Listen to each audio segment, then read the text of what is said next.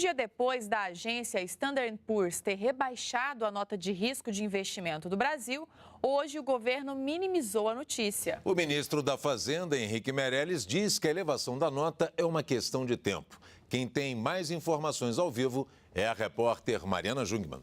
Boa noite, Mariana. Oi, Pedro, boa noite. Pois é, olha, os principais indicadores imediatos econômicos fecharam sem grandes alterações hoje, né? O dólar com leve queda, a bolsa estável. Para o ministro Henrique Meirelles, isso é a prova de que não houve surpresas no mercado com a decisão da Standard & Poor's. E essa questão já tinha sido previamente absorvida, então, pelo mercado. O ministro ressaltou que a avaliação da agência é técnica e não deve ser transformada numa questão política e reafirmou também a convicção de que a reforma da Previdência vai ser aprovada no Congresso Nacional, assim como outras reformas encaminhadas pelo governo, as reformas de ajuste que ele chama, e aí quando isso acontecer, segundo Henrique Meirelles, naturalmente a nota do Brasil nas agências de risco voltará a subir. Vamos acompanhar o que disse hoje o ministro da Fazenda. A agência faz o trabalho deles e nós fazemos o nosso trabalho.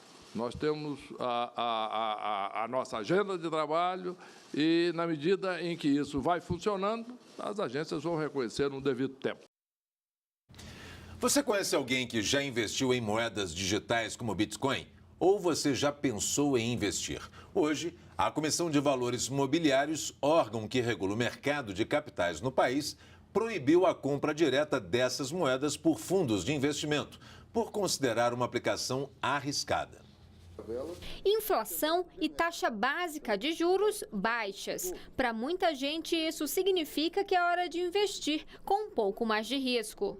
O brasileiro se acostumou com taxa de juros bem mais elevadas do que aquelas que estão vencendo hoje. E claro, quem está acostumado com mais doce, com mais açúcar no café, acaba buscando alternativas que possam lhe sensibilizar, abrir mais os olhos, e isso às vezes acaba correndo riscos muito acima daqueles que seriam razoáveis. E é aí que entram as moedas virtuais, como o Bitcoin. Milhares de investidores brasileiros já apostam nesse tipo de investimento.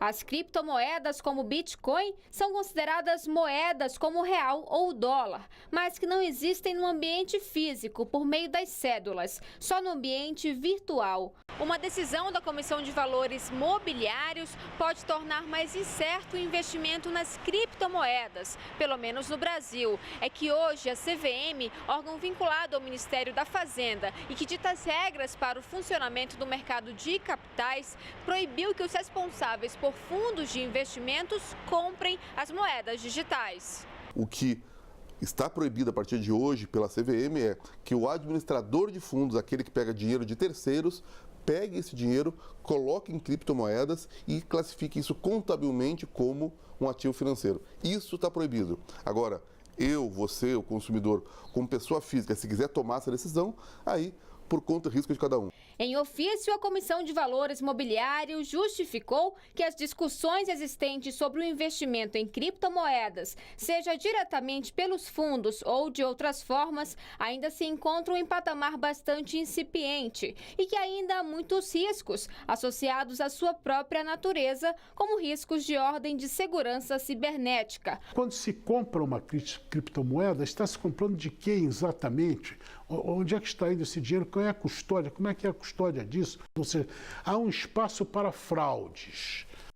A Advocacia Geral da União recorreu hoje ao Tribunal Regional Federal contra a decisão que impede a posse da deputada federal Cristiane Brasil no cargo de ministra do Trabalho. No recurso, a advocacia alega que o juiz que concedeu liminares não tem competência legal para decidir a questão. 2018 será um ano de mudanças e incertezas na América Latina. Além do Brasil, outros 5 países vão eleger presidentes. Veja na reportagem especial da correspondente Mônica Yanakiev.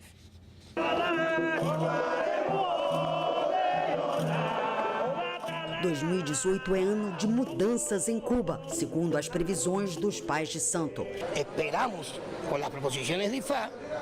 Esperamos que nosso novo líder faça reformas. Aos 86 anos, Raul Castro anunciou que deixa o poder em abril. E Cuba terá um novo presidente. sinal de novos tempos num país que desde a Revolução de 1959 tem sido governado pelos irmãos Castro. Primeiro por Fidel, que continua sendo venerado um ano após a sua morte. Depois por Raul, que reatou relações diplomáticas com os Estados Unidos após quase 60 anos de Guerra Fria. Mas a saída de Castro não significa uma mudança no regime. O Partido Comunista continua sendo o único. E o presidente dos Estados Unidos, Donald Trump, decidiu rever a reaproximação com Cuba, iniciada por seu antecessor, Barack Obama. O mapa político da América Latina vai mudar a partir de fevereiro. 6 países vão eleger novos presidentes esse ano. Entre eles, Brasil e México, as 2 principais economias da região. A Costa Rica vota para presidente em fevereiro, o Paraguai em abril, a Colômbia em maio, o México em junho, o Brasil em outubro e a Venezuela em dezembro. Segundo o analista político Jorge Castro, as eleições presidenciais no Brasil são as mais importantes. O país representa metade do produto interno bruto da América do Sul e o desempenho de sua economia tem impacto nos vizinhos.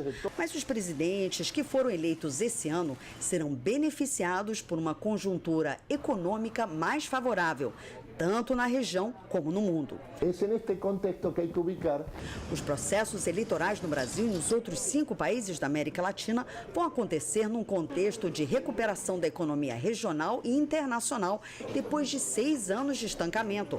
Os preços das commodities, especialmente dos minerais, voltaram a subir em 2017 e tanto a China quanto os Estados Unidos estão crescendo.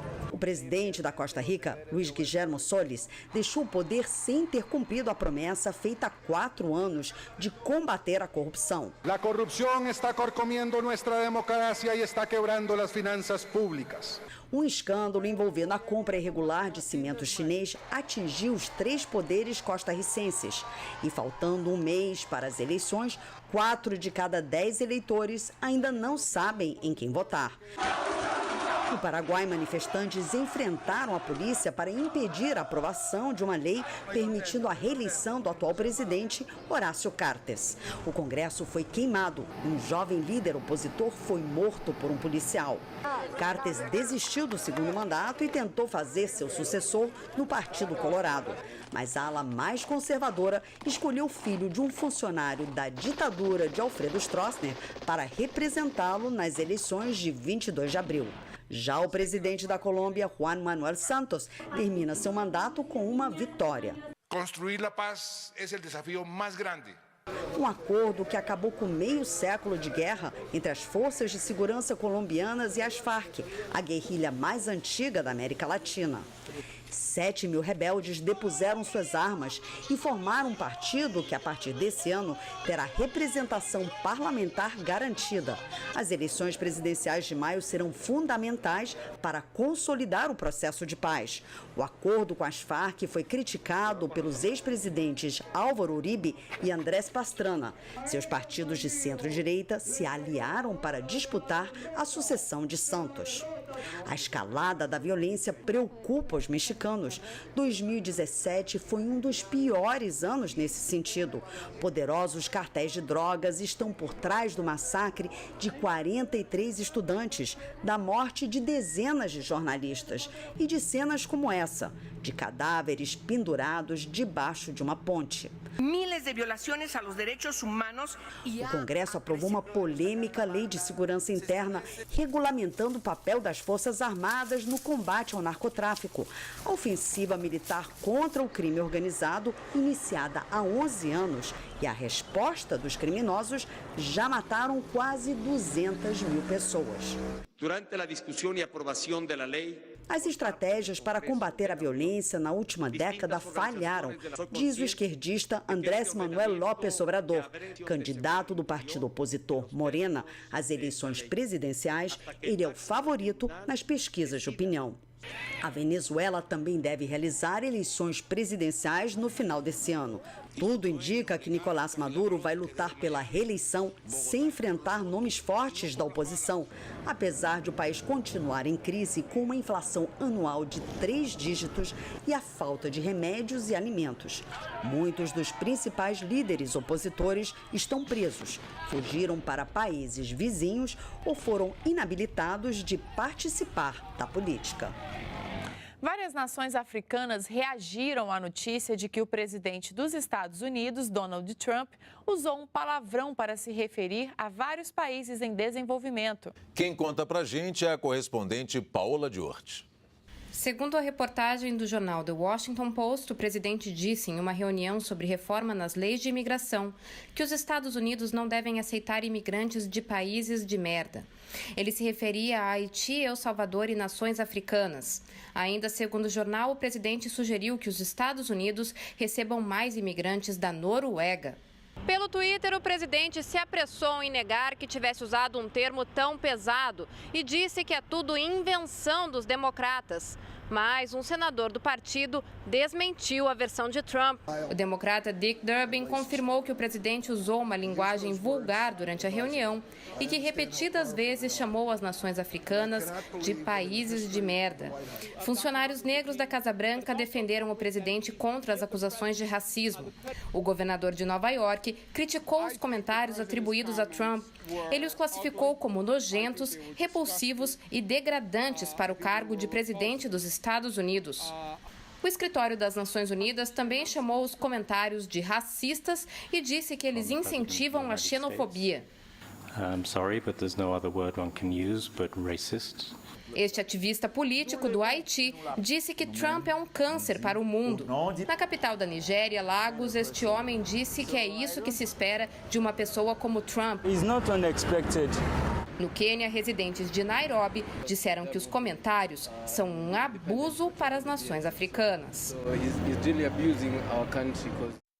O presidente Donald Trump decidiu adiar por 120 dias a imposição de sanções econômicas contra o Irã que poderiam pôr fim ao acordo nuclear feito com os Estados Unidos e potências mundiais. Trump afirmou em comunicado que esta será a última chance para ajustar os termos do pacto. O presidente disse ainda que poderá retirar o país no momento em que achar que não está se chegando a um consenso. O acordo foi fechado pelo antecessor Barack Obama e foi duramente criticado por Trump durante a disputa pela Casa Branca. Parlamentares do partido Juntos pela Catalunha disseram hoje que o ex-presidente catalão, Carles Puigdemont, assumirá de novo o cargo. Puigdemont está vivendo na Bélgica e assumir o posto pode causar problemas. Os parlamentares visitaram o ex-líder. Eles disseram que os partidos separatistas que conquistaram maioria no parlamento catalão nas últimas eleições farão de tudo para que ele tome posse no próximo dia 17. Mas Puigdemont está exilado em Bruxelas e pode ser preso caso retorne à Espanha, porque é acusado de sedição, rebelião e mau uso de fundos públicos por causa da campanha para declarar a independência da Catalunha. O governo espanhol já disse que ele não poderá governar à distância. Na Alemanha, líderes dos partidos Democrata Cristão e Social Democrata chegaram a um acordo para negociar a formação de uma nova coalizão. Há meses, a chanceler Angela Merkel não conseguia formar um governo, o que levantava dúvidas sobre o futuro político dela. Segundo alguns líderes, o novo governo poderá ser instalado em março ou abril. Em Atenas, na Grécia, manifestantes entraram em choque com a polícia. Eles protestavam contra um projeto de lei que está sendo discutido no parlamento. Entre outras coisas, ele dificulta a declaração de uma greve, passando a exigir o apoio de mais da metade dos sindicalizados, em vez de 1/3, como é hoje. Mais cedo mostramos que o país tem um grande desafio pela frente: tratar o esgoto. A maior parte vai parar na natureza, ou seja, a água suja cai direto nos rios, no solo, no mar. E a gente quer saber como evitar a contaminação da água.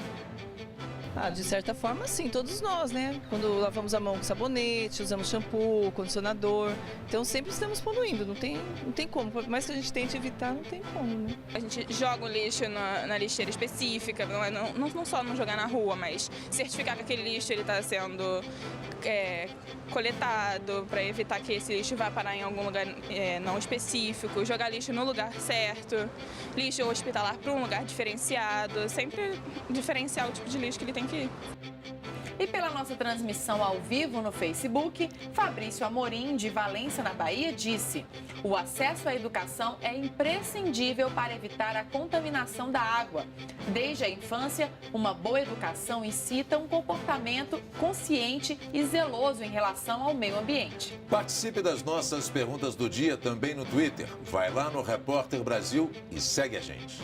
A seguir, o resultado do Exame Nacional do Ensino Médio vai sair mais cedo do que o previsto. E ainda, tatuagem e diabetes combinam? A gente traz a resposta daqui a 2 minutos.